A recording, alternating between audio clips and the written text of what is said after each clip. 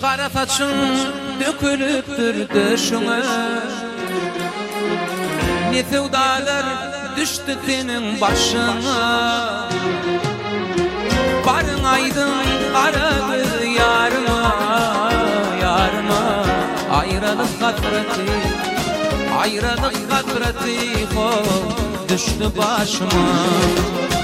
Barın aydın aradı yarıma, yarıma. Ayrılık hasreti, ayrılık hasreti düştü başıma.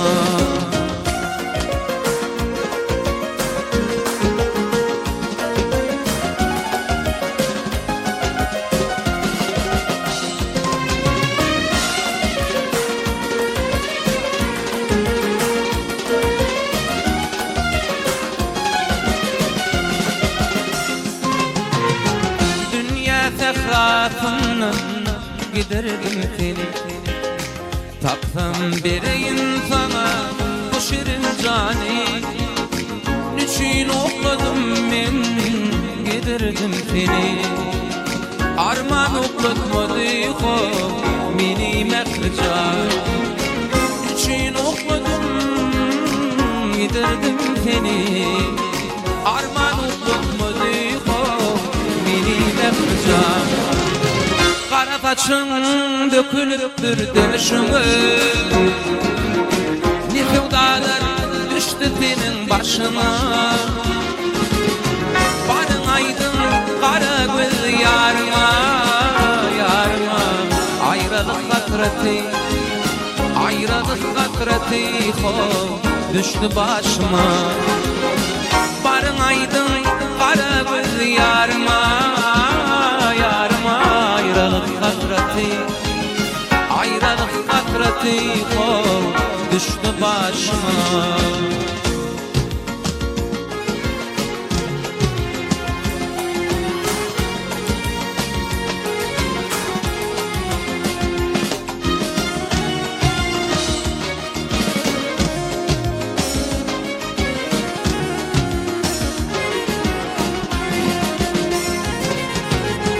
Ne yıllar ne aylar yarına baktı, ayrılık hasreti aşığı yaktı.